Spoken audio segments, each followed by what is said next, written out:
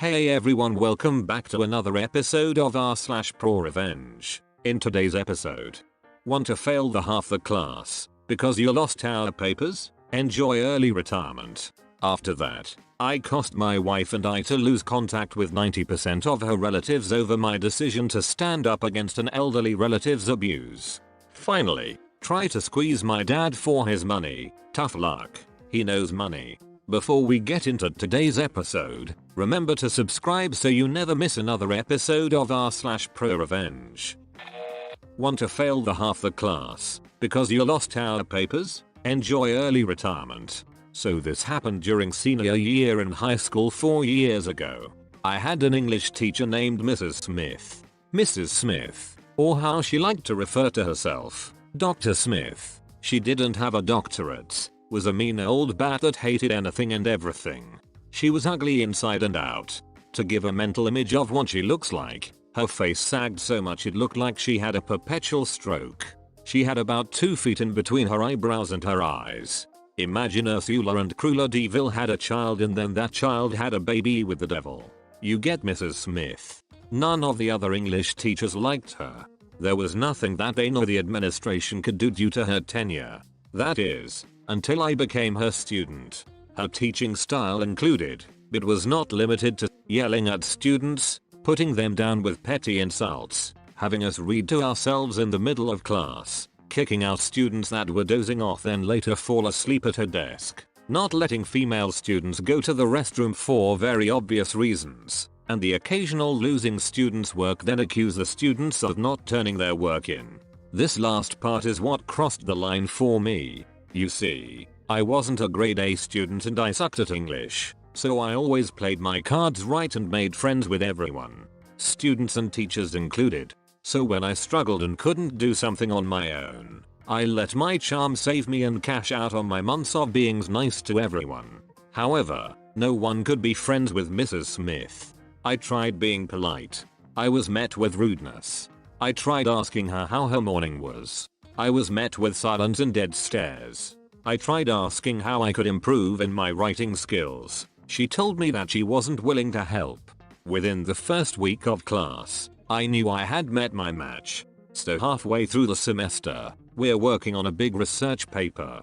However, the day after the due date, Mrs. Smith had to go up to Illinois for some family issues for 2 weeks. Mind you, we turned in our papers both in hand and on Turnitin.com for plagiarism checking. No biggie. We won't get our grades back for a while, but at least we won't have to deal with her bullet. Or so we thought. A few days after she gets back, only about half of the students got their papers back. The other half, including myself, were sitting there staring and waiting, thinking that she was going to go back to her desk and pull out the remaining papers to return to her students. But nope, she told us to take out our textbooks and start reading Beowulf. Some students, including myself, that didn't receive their papers tried to interject and inquire about our papers, and she snapped back with "You should have turned them in when they were due." In unison, we respond with "We did." Of course, she denies it, and within a few days, our grades drop immensely. At the end of the grading period, second 6 weeks, our report cards show a big fat F for English. Everyone is livid. And the worst part is if you get anything below a C, you are to be moved to lower level English at the end of the semester. Between the zero from the paper that carried almost half of our grade and only a few weeks remaining in the semester, almost half of the class was doomed to fail out. Now, most of the students were happy with having to leave her class. There was not much they could do, but I was careful. Remember the teaching methods I mentioned above? Well, Mrs. Smith thought that, because we were in a classroom that had no cameras, her behavior wasn't being recorded. She was dead wrong. From the second week on, I started recording audio on my phone every day from the moment I walked into the class to the moment I left. Every day. I caught every single one of her personal attacks of students on tape. When she fell asleep, I pulled out my phone and recorded her. My pleas for help to improve and her refusal to help weren't left out either. Every day, I would go home, cut the audio to keep the good parts, and every day, my collection of dirt on her grew. And remember how I said we used Turnitin.com as well as paper? I had coordinated with all of the other students who were going to fail to screenshot all of their Turnitin receipts and send them to me as proof that they turned in their work. When she decided to fail me for her mistake, she unleashed hell on herself. I went straight to the administration and scheduled a parent-teacher admin conference. A week later, my parents, the principal, the school counselor, the head of the English department, and Mrs. Smith were all present. I started with how she had lost half of the class's work and most of us failed because of it. She denied it and again accused us of turning out our work and late as well as cheating and a bunch of other bullet and lies. I remained calm and just pulled out a folder that contained all of the screenshots from my backpack and handed it to the principal, who then passed it to the head of the English department, who then asked Mrs. Smith to explain it. She instantly turned red in the face and started stuttering. Before she could get any words out, I say, "That's not all. Listen to this." I pull out my phone and start playing back the highlights from the semester. All the while, I'm staring dead into Mrs. Smith's eyes while trying to hold back a eating grin.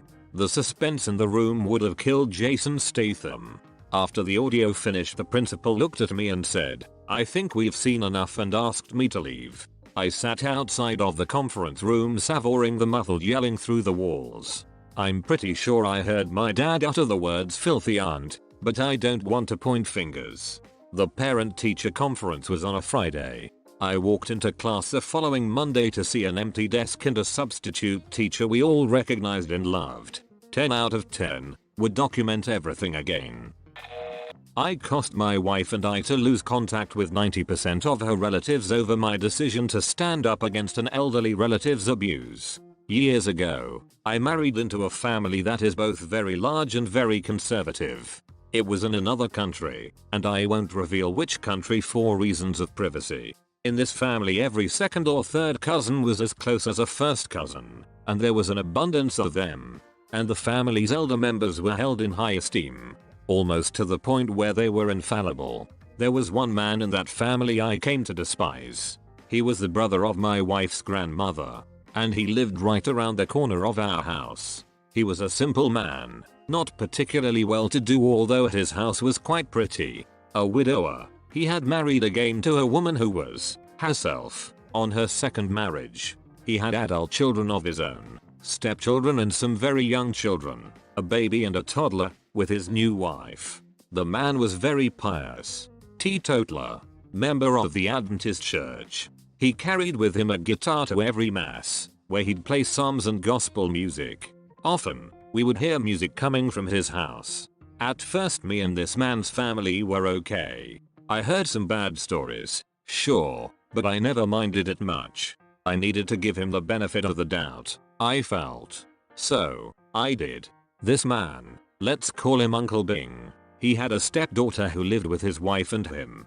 They made that girl work the field of their farm nearby. 4 hours on end she would have to stand in the field, scaring the birds away to protect the crops. They made her into a human scarecrow. This made me uncomfortable, but I hid my feelings. Speaking out wouldn't help anyway, my wife said. Because of cultural differences and whatnot, things just kept getting worse. The more I found out about the man, the more it destroyed me to live near to him and see the things he did to that poor girl.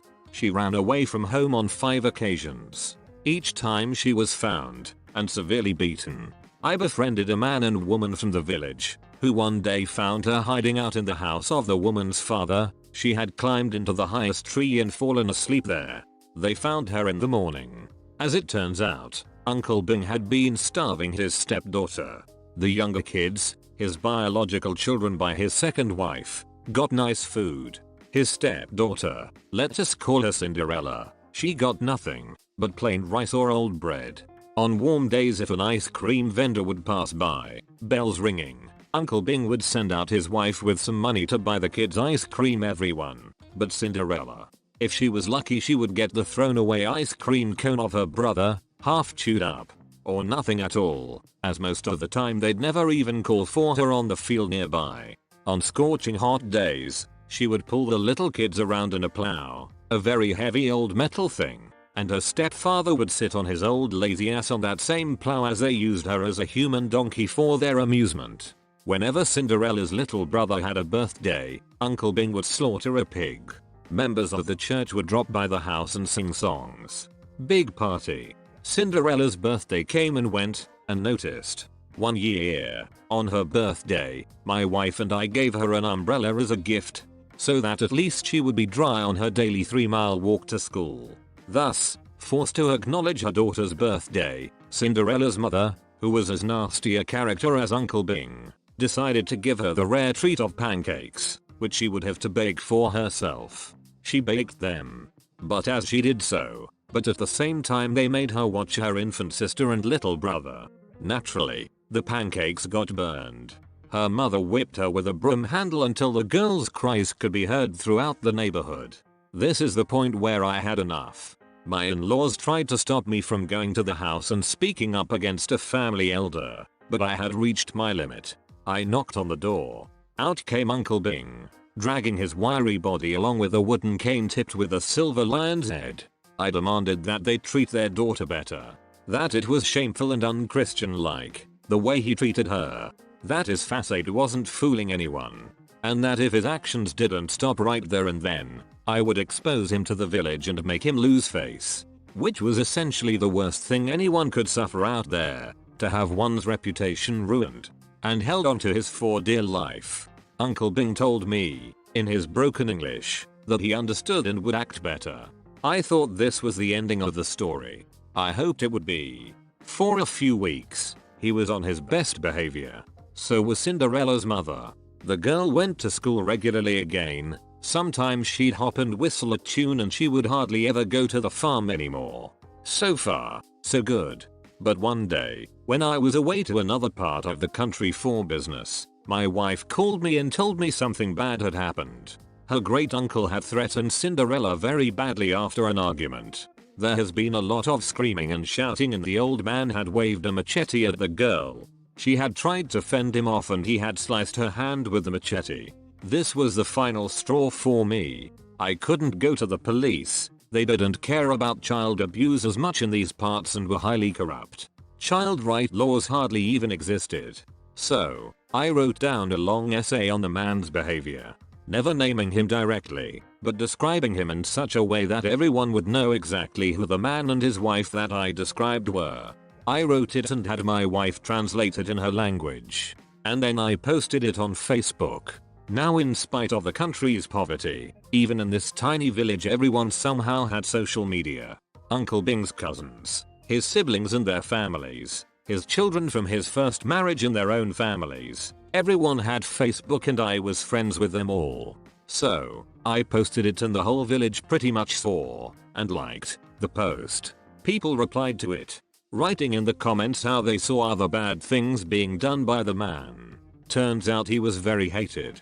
I always figured he was some sort of salt of the earth, pillar of the community type of guy, but man, he was hated. And it all came out. All the nasty stories. People even wrote me private messages. One woman, a distant relative, even told me how he raped her when she was a young college student living in Uncle Bing's house. He had been 30 at the time, she had been 19. When I returned to our home, Uncle Bing had already read the letter. I think it was his son or his second wife who read it to him. He was so angry he threw into an all-consuming rage. He broke his guitar, the one he used to play gospel songs on, into 1,000 pieces. He threw rocks at our house, too. My father-in-law filed a police rapport. They settled things. Everyone in the neighborhood witnessed the old man's meltdown. His wife very much joined in, screeching like a banshee. They made a complete fool out of themselves. And afterwards they hid in the house for days. A year has passed. My wife and I moved far away. We now live in another country. Over 30 of my wife's relatives broke off all contact with her, and with me, over what we did. Our step against a family elder caused us to be expelled from the family. Exposing his bad side was something they could never forgive. Uncle Bing lost his standing in the village. The members of his church never visit his house anymore. People shun him and his wife and he has no friends left outside of the family. Within our own family, there's a clear line drawn. There are those who hate us for exposing the old man and his ways, and who declare that since Cinderella is not a blood relative, only a stepchild, you should have ignored the abuse. And then there are those who have personally suffered in silence from the old man's misbehavior for years, who now have the courage to speak out. They applaud us. At times my wife blames me for the fact that some of her cousins won't talk to her anymore.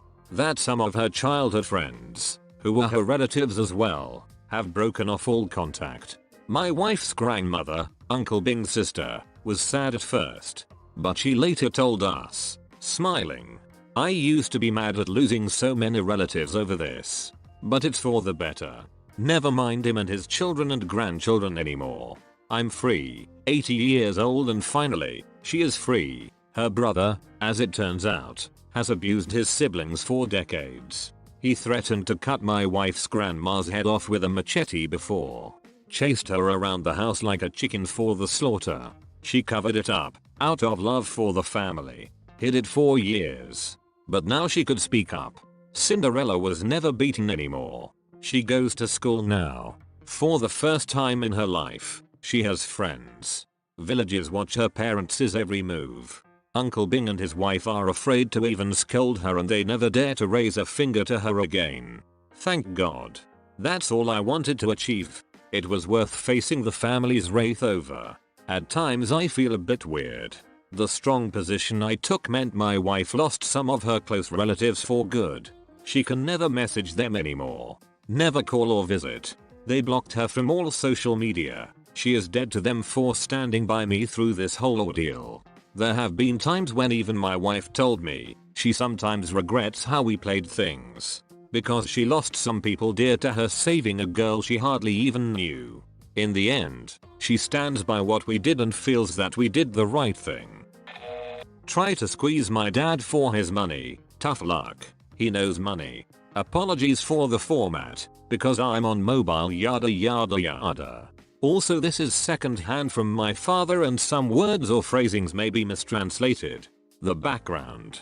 Back during the 1997 Asian financial crisis, Malaysia was hit pretty hard, especially the small independent banks. The Prime Minister at the time, Tun Dr. Mahathir Mohamad, passed a bill to save the banking economy by having all the larger corporate banks buy out the smaller independent banks. At the same time, he made the One Malaysia Home Loan policy. Under this, all larger banks that bought out the smaller independent banks must send an acknowledgement letter to the home loaners of their original banks stating the home loan change and must receive an acknowledgement from their new loaners, be it a signature, physical or digital. The story. My dad never liked how banks can legally rob people. For people like him who works the daily grind, having to pay the bank what is essentially 2 houses worth in interest payments over 2 or 3 decades is just plain wrong in his eyes. He strives to one day screw a bank over like how they screw their customers. A contract. Be it sheer dumb luck or has God listened to his prayers and decided to grant him that opportunity, that was what he got. When my dad bought our family's first home, he got a loan from a small bank called DCB Bank. All is well. Until a few years later the 1997 financial crisis hit. As the small banks were bought out by the larger banks, many home loaners received acknowledgement papers on their new home loan payment plan and policies by their new banks. My dad for whatever reason never received this. He only knew that his original bank was bought over by the RHB Bank Corporation, and that he is now unofficially their customer. My dad was frugal with his money and God bless him. Financially literate. He knew that if he made a full settlement against his principal loan, he can't avoid paying 30 years worth of interest installments. Sometime in 2007, he went to a RHB Bank branch nearby to make a full settlement, and this is how it went down. RHB employer: "I'm sorry sir. Even if you made a full settlement, you would still need to continue making payments for the interest." Dad: "What do you mean? I have a home loan contract under DCB that states I can make a full settlement without paying for additional interests." RHB employer: "True, but since you've acknowledged and signed under RHB." Dad: "I've never received the acknowledgement papers. I never signed any papers from your bank, and all I have here is the DCB Bank contract." RHB employer. Sir. Under the One Malaysia Home Loan. Dad. You have to send acknowledgement letters about the loan transfer. Yes, I know. What I want now is for you, RHB Bank, to produce my signature of me acknowledging the new loan policy for RHB. As of now, my paper with DCB is still valid until you produce my signature. Q1 hour of the employer and her colleagues scrambling around their files and databases trying to find any acknowledgement from my dad about their loan contract. At this time, the manager of the bank had called my dad into his office to discuss this problem. It basically had went from civil to a shouting match that can be heard in the neighboring food stalls. My dad couldn't remember most of what was said, but the end of it was what he could still clearly remember, and to his son, it was probably one hell of a badass convo ender. Manager. I'm sorry Mr. Muhammad, but you still need to make the interest payments, regardless of whether you make a full settlement. Dad. Alright. I understand. I'll just have to take this up to Bank Negara National Bank of Malaysia.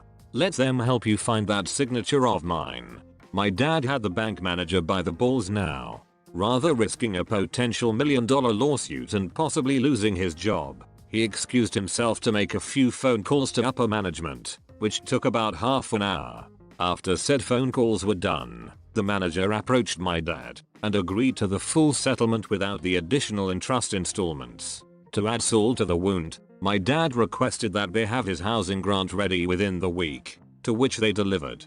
All in all, my dad managed to secure himself a house, the housing grant, and in the process screwed RHB Bank of what is equal to $60,000 worth of interest payments, which to a middle-class Malaysian in 2007 is a retirement fund.